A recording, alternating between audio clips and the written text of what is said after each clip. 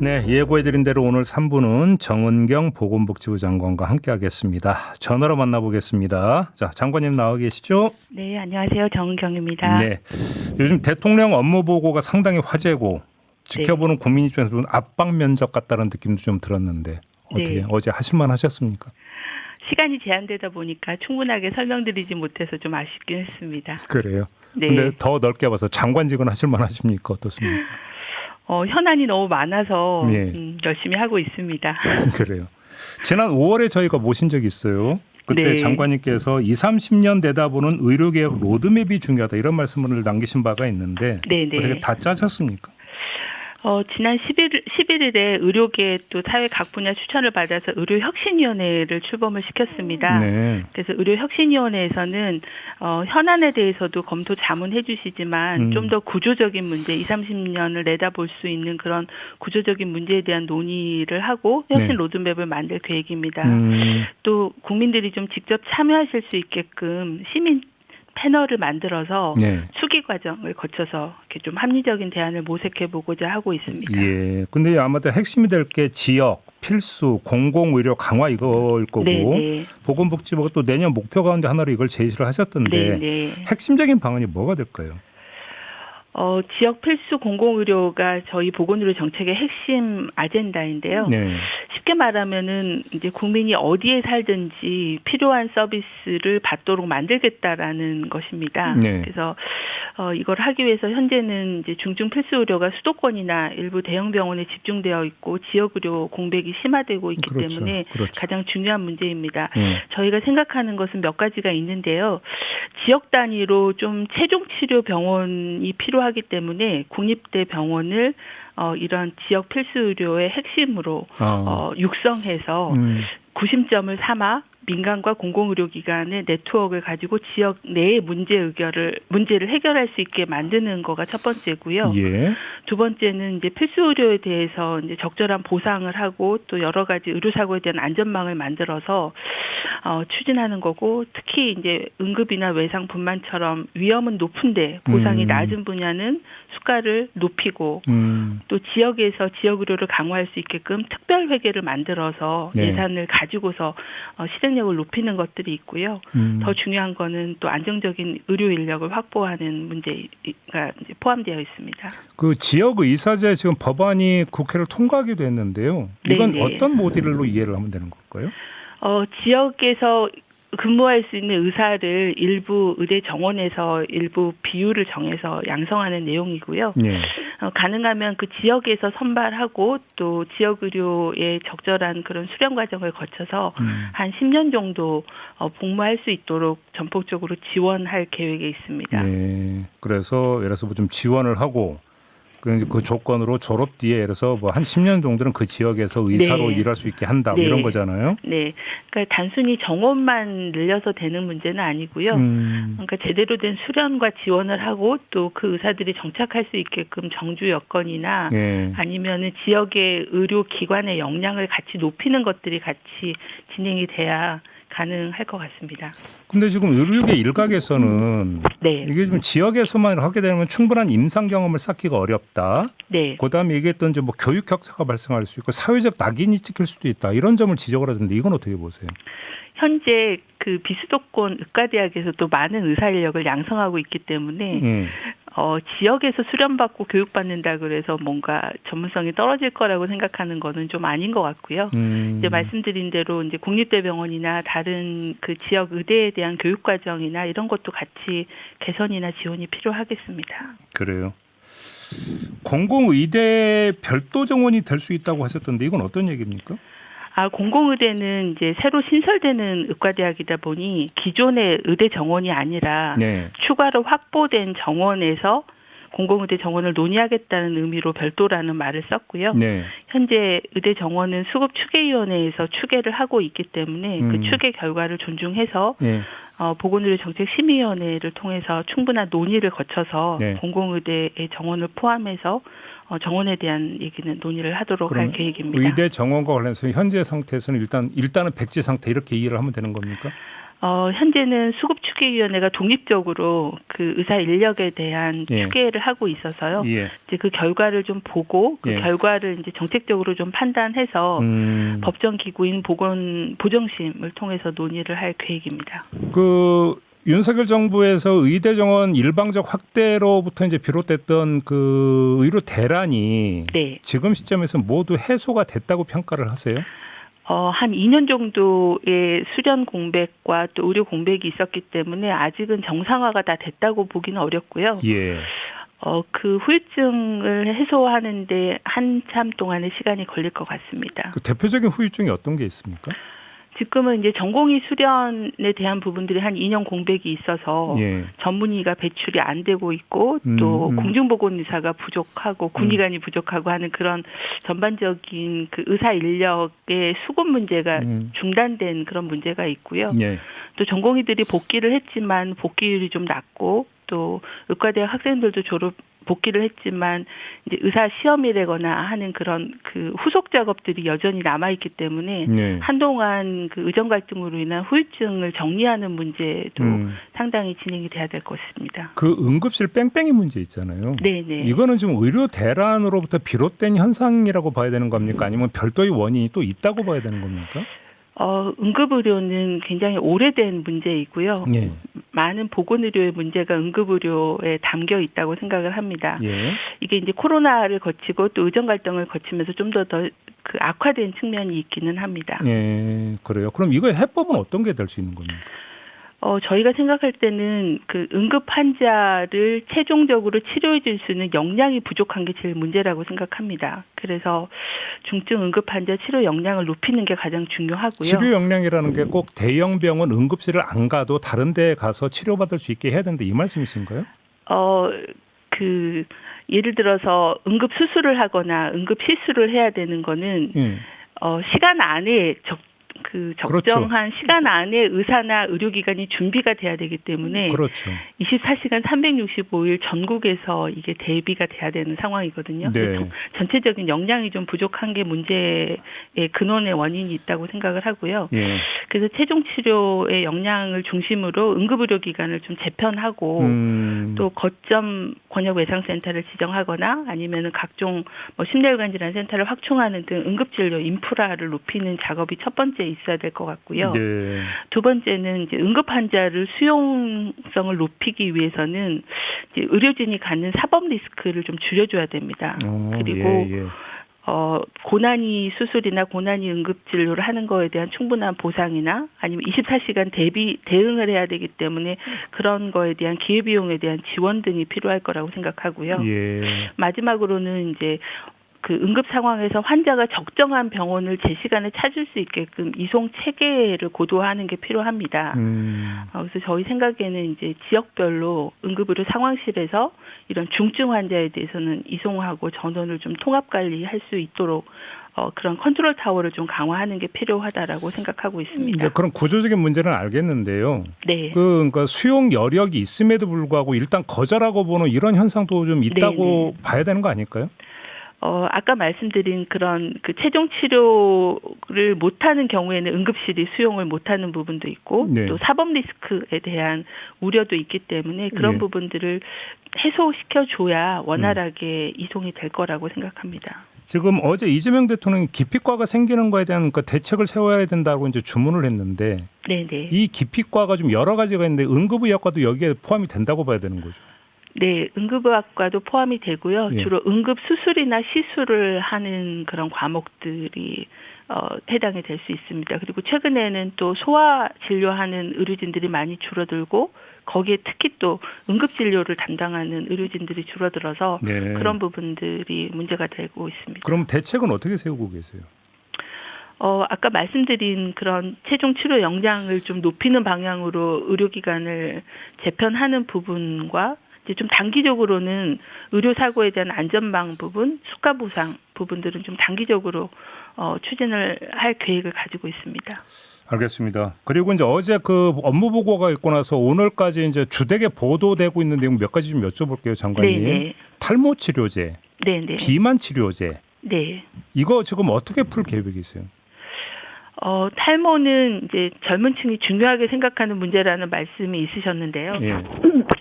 그 보험 적용을 하는 게 적절한지 또 보험 재정에 어떤 영향을 미치는지를 좀 종합적으로 분석하고 검토를 할 계획에 있습니다. 어제 제기가 된 문제이기 때문에 오늘은 답변 드리기는 어렵고 네. 검토를 하겠다는 말씀드리고요. 비만에 대해서는 이제 좀 더 건강에 그 영향을 주고 또 대사질환이나 다른 만성질환의 원인이 되기 때문에 현재는 이제 아주 고도비만에 대해서는 수술 치료 같은 경우는 건강보험 급여를 하고 있거든요. 네네네. 근데 이제 비만 치료제에 대해서 급여를 할 건지에 대해서는 현재 신청이 들어와 있고 검토를 할 계획에 있습니다. 근데 탈모 같은 경우 어제 이재명 대통령이 이제 생존의 문제라는 차원에서 이야기를 하던데, 네네. 예를 들어서 젊은 청년층 같은 경우는 사실은 그것이 이게 단순 미용 문제만은 사실은 아니거든요. 예를 들어서 네. 사회 진출에서도 상당히 영향을 미친다고 청년들이 느끼고 있고, 네네. 또 거기에 사실은 여러 가지 어떤 비용이 들어가고 있는 게 현실이지 않습니까? 네, 좀 네. 전향적으로 검토할 여지는 없을까요? 그런 점에서? 생존이라고 표현하신 거는 이제 말씀 주신 것처럼 취업에 대한 문제라거나 사회적 관계 문제, 뭐 정신건강의 문제까지도 네네네네. 영향을 줄 수 있다라고 생각을 하고 있는데요. 네. 어쨌든 건강보험 재정이 한정이 되어 있기 때문에 이제 어떤 분야의 재정을 쓸 건가에 대해서는 그런 부분들을 좀 평가하고 또 건정심이라는 의결 체계가 있기 때문에 그런 과정을 거쳐서 검토하겠습니다. 지금 현재 예를 들어서 유전적 탈모 요인 말고 네. 질환적 탈모 부분에 대해서는 지금 그 급여가 지금 되고 있는 거죠. 네, 예를 적용이 들어서 뭐 되죠? 질환으로 생기는 뭐 원형 탈모라거나 이런 거를 치료하는 거는 급여가 되고 있습니다. 다만 유전적 요인에 의한 탈모는 지금 아닌 거고. 네, 네. 근데 그 비율이 어느 정도 돼요?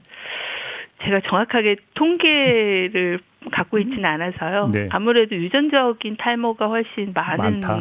그렇죠. 그러면 네. 그거를 전부 다 급여 적용하면 건보 재정에 상당한 영향을 줍니까? 네, 그럴 거라고 생각합니다. 그래서 어. 재정에 대한 평가도 종합적으로 해봐야 됩니다. 연명의료 중단에 대해서 인센티브를 주는 걸 검토해보라라는 어제 그 주문도 있지 않았습니까? 네, 네. 이건 어떻게 지금 검토하고 계세요?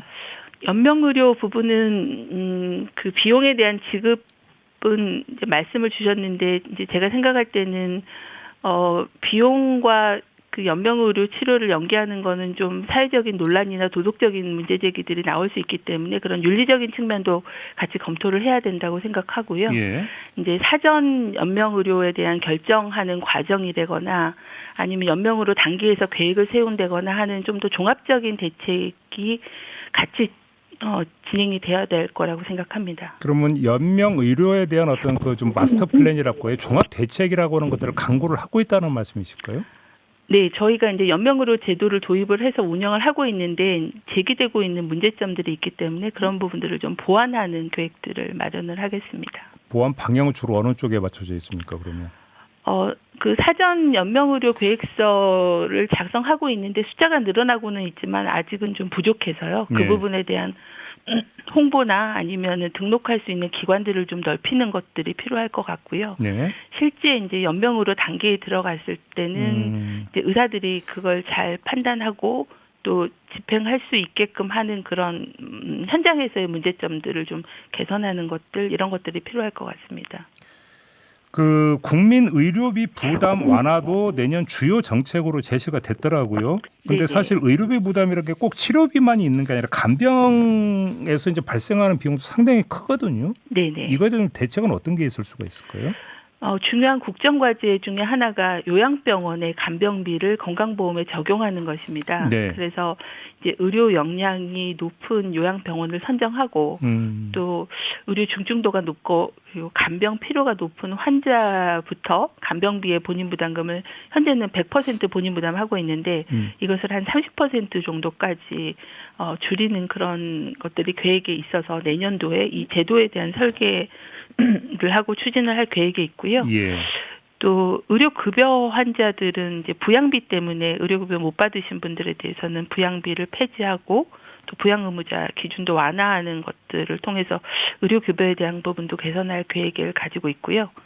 또 희귀난치 질환자들에 대한 지원들도 강화할 계획입니다. 부양비라고 하는 게 이제 의료급여 대상이 될 수 있는데 부양가족이 있다는 이유로 네. 뭐 제외되거나 이런 경우는 좀 이제 방지하는 어떤 이제 제도를 네, 맞습니다. 시행한다 이런 말씀이신 거죠? 네, 네. 실제 지원을 하고 있지 않지만 소득이 있는 경우에는 지원을 할 거라고 간주해서 그렇죠. 예, 그걸 소득으로 잡는 그런 제도인데요. 예. 이제 그 부분을 내년부터는 폐지하게 됩니다. 예, 그래요. 도수치료 있잖아요. 네. 이걸 지금 관리급여로 지정을 하지 않았습니까? 관리 급여로 하겠다라고 이제 비급여 그 협의체에서 예. 결정을 했고요. 예. 이제 그 구체적인 거는 건강보험 쪽에서 그 절차에 따라서 검토를 진행할 계획이 있습니다. 근데 의사단체는 좀 반발하는 것 같은데요. 아무래도 이제 수입이 감소하는 거에 대한 우려를 제기하고 있는 상황입니다. 그래요? 그럼 의사단체의 반발에도 불구하고 그냥 일단 추진을 한다 이렇게 이해를 하면 되는 걸까요? 네, 그 구체적인 그 과정을 진행하면서 의료계의 의견도 수렴하도록 하겠습니다. 그래요. 그 통합돌봄 있잖아요. 네, 그 장관님이 임기 중에 꼭 이루고 싶은 목표로 설정을 했었던 건데 네, 네. 지금 핵심이 어떤 겁니까? 통합돌봄은 죄송합니다. 네, 목이 좀 안 좋으신 것 같네요. 네. 네. 어제 이제 예. 아침이어서요. 네. 예. 통합돌봄은 이제 일상생활이 좀 어려우신 노인이나 장애인분들이 병원이나 시설에 들어가지 않고 살던 곳에서 건강하게 생활을 할 수 있게끔 지원하는 제도이고요. 예. 그 핵심 내용은 병원 시설에 입소하는 것을 이제 재가로 서비스를 돌리는 것. 두 번째는 현재는 공급자 중심으로 서비스들이 다 분절되어 있는데 이거를 수요자 중심으로 본인의 필요에 따라서 여러 가지 서비스를 통합해서 연계 제공한다는 것들이고요. 세 번째는 이제 과거에는 중앙정부가 획일적으로 제도를 만들었는데 이거는 지자체가 중심이 돼서 지역에 필요한 특화 돌봄 서비스들을 개발해서 한다라는 그런 것들이 좀 특징이라고 볼 수가 있을 것 같습니다. 그래요. 지금 워낙 보건복지 업무 영역이 워낙 방대하다 보니까 네네. 여쭤볼 게 지금 이제 주로 의료 분야에 집중해서 질문을 드렸습니다만 네네. 연금 국민연금 있지 않습니까? 네네. 이 개혁도 이제 그러니까 중요한 지금 과제인데 방향을 좀 어떻게 잡아가고 계세요? 국민연금은 이제 올해 4월에 여야가 합의해서 연금 개혁, 모수 개혁을 해주셔서 그렇죠. 예, 소진 기금이 좀 연장되고 소득 대체율도 좀 높아진 상황입니다. 근데 다만 이제 국민연금의 장기적인 지속 가능성에 대한 문제, 또 연금이 고갈되는 거에 대한 청년층의 우려가 여전히 존재하고 있어서 네. 앞으로 크게 숙제가 한 3가지 정도 있을 거라고 생각합니다. 이제 첫 번째는 이제 국민연금의 장기 지속 가능성을 높이는 문제이고요. 그렇죠. 이거는 이제 우선 할 수 있는 거는 수익률을 최고로 높이는 방안들 그리고 현재 연금 특위가 가동 중에 있는데요. 네. 여러 가지 재정 안정 방안도 같이 논의할 예정입니다. 이제 두 번째는 노후소득을 보장하는 노후소득 보장을 확대하는 건데요. 현재 국민연금 사각지대가 상당히 많이 있기 때문에 이런 네. 사각지대를 해소하는 것들 예. 그리고 연금만으로는 해결하기 어렵기 때문에 이제 다층적인 그 소득 보장 체계를 확립하는 문제가 연금 특위에서 또 논의될 예정입니다. 네. 이제 세 번째는 아마 세대 형평성의 문제인데요. 그렇죠. 예. 예, 청년층의 이제 크레딧을 좀 더 확대하고 그리고 이제 소통을 좀 확대하는 걸로 방향을 잡고 있습니다. 어제 그 이재명 대통령이 첫 번째 국민연금은 나라에서 내주는 방안을 언급을 하지 않았습니까? 네네. 그 현재 국정과제에 청년층의 그 첫 그 연금 보험료를 지원하는 게 포함이 되어 있고요. 예. 구체적인 세부 실행 계획을 마련을 하고 있습니다. 아, 그건 예. 일단 하는 방향으로 해서 지금 네네. 실행 계획을 짜고 있다는 말씀이세요? 네. 그래서 첫 보험료를 지급을 해주면 네. 그 이후에 연금을 계속 납입을 못하더라도 나중에 이제 소득이 생기면 추후에 납부를 해서 수납 제도가 있죠. 네, 예. 그 가입 기간을 확대하면 훨씬 그 연금에 대한 지원을 많이 받을 수 있기 때문에 예. 그래서 첫 보험료라는 게 의미가 있어서 그 부분이 국정과제로 추진될 예정입니다. 그 지금 조금 전에 이제 그 장관님이 세대 문제를 말씀을 주셨는데 네네. 연금 개혁 이야기 나올 때 청년층이나 이런 쪽에서 네, 연금 체계를 좀 별도로 따로 가져가야 되는 건 아니라는 주장도 좀 나왔잖아요. 네, 네. 이건 좀 검토를 하고 계세요. 어떻습니까? 이번에 연금 개혁할 때는 이제 그런 내용들이 담기지는 않았는데요. 현재 연금 특위에서 이런 그 장기적인 재정 안정화 방안을 어떻게 할 거냐, 또 구조 개혁을 어떻게 할 거냐라고 하는 그런 논의가 진행될 예정이어서 네. 아마 연금 특위 안에서 다양한 대안들이 제시가 되고 논의될 거라고 생각합니다. 그래요. 조금 전에 수익률도 상당히 중요하다고 말씀을 주셨는데 네네. 요즘 국민연금 이슈에서 가장 핫한 이슈는 이거 환율 방어에 쓰이는 거 아니냐 이 부분이잖아요. 네네. 어떤 말씀 주시겠습니까? 국민연금 기금이 지금 굉장히 GDP의 50%가 넘어갈 정도로 이제 큰 규모이고 또 그중에서 해외 투자가 많다 보니 국민연금 입장에서도 외화의 변동성이 많은 영향을 받거든요. 네. 그래서 이제 그 부분에 대해서는 좀 더 대응 방안을 마련하는 게 연금의 수익성이나 안정성 측면에서도 중요하다라고 판단을 하고 있습니다. 네. 그래서 어떻게 대응할 건지에 대해서는 좀 뭐 외화채 발행이 되거나 아니면 뉴 프레임워크 같은 것들이 네. 제시가 되고 있는데 일단은 좀 더 연구를 통해서 대응 방안에 대한 부분들을 마련하고 어느 정도 이제 방안이 만들어지면 기금운영위원회에서의 논의나 아니면 국회에서의 논의를 통해서 좀 더 보완할 예정입니다. 그 국민연금 개혁 문제와 거기로 돌아가서 하나 더 추가 질문 드리고 싶은 게 네. 국민연금과 다른 연금, 예를 들어서 기초노령연금 있잖아요. 네네. 연동 문제 이런 것들도 좀 풀어야 되는 문제 아니겠습니까? 네, 제가 아까 이제 다층적 노후소득 보장 체계를 확립하자라고 말씀을 드렸는데 네. 거기에는 이제 국민연금과 기초연금, 퇴직연금, 개인연금, 뭐 주택연금 이런 부분들이 이제 다 포괄적으로 좀 같이 검토가 돼서 노후소득 보장을 어떻게 할 건가, 각자의 연계를 어떻게 할 건가라는 그런 구조 개혁이 필요한 상황입니다. 그렇죠. 근데 네네. 이제 그러니까 사실은 이제 국민 입장에서는 국민연금 좀 받는다고 이제 그 네. 액수에 따라서 기초연금 깎아버리잖아요. 기초연금은 네, 저희가 이제 노인분들의 70%까지 지급을 하기 때문에 네. 이제 아마 소득을 잡을 때 국민연금 부분들이 반영이 될 수 있죠. 네. 야, 이제 이건 안 건드리시는 건가요, 그러면? 그 기초연금, 국민연금 포함해서 네. 구조개혁 방안을 검토를 해야 되는 상황입니다. 그래요. 네네. 그 장관님 모신 김에 이 문제까지 좀 여쭤봐야 될 것 같은데 팬데믹이 또 올 수도 있다라는 얘기는 옛날부터 좀 있었잖아요. 네, 네. 코로나 때도 이미 있었는데 네. 이거에 대한 대비 체계라든지 이런 것들은 지금 어떻게 강구하고 또 준비하고 있습니까? 신종감염병 발생 주기가 점점 짧아지고 있어서 네. 언제든지 올 수 있다라는 마음으로 대비를 해야 됩니다. 네. 그래서 지난 정부에서 이제 관계부처 합동으로 그 중장기 계획을 마련을 한 게 있습니다. 그래서 그 부분을 좀 충실하게 이행하고 또 중간중간 평가를 해서 보완을 하는 게 필요할 것 같습니다. 네. 먼저 팬데믹 대응에 제일 중요한 게 백신, 치료, 진단제라는 그런 도구를 확보하는 거기 때문에 그렇죠. 그 부분에 대해서 연구 개발을 계속 진행하고 있고요. 예. 두 번째는 이제 병상이나 그런 의료 대응 체계를 좀 재정비해 놓을 필요가 있습니다. 지난번에 병상이 부족했었기 때문에 어떻게 효율적으로 예. 의료 대응을 할 건가 그 그렇죠. 부분에 대한 재정비 그리고 예전에 그 사회적 거리두기 하면서 이게 맞는가라는 과학적인 근거가 있는가라는 지적을 많이 받았는데 그렇죠. 이런 사회 대응 매뉴얼도 네. 개정하는 작업들을 진행하고 있어서 예. 중장기 계획에 대한 것들을 계속 잘 점검하고 보완하도록 하겠습니다. 알겠습니다. 자, 오늘 말씀 여기까지 들어야 될 것 같네요. 고맙습니다, 장관님. 네, 감사합니다. 네, 정은경 보건복지부 장관이었습니다.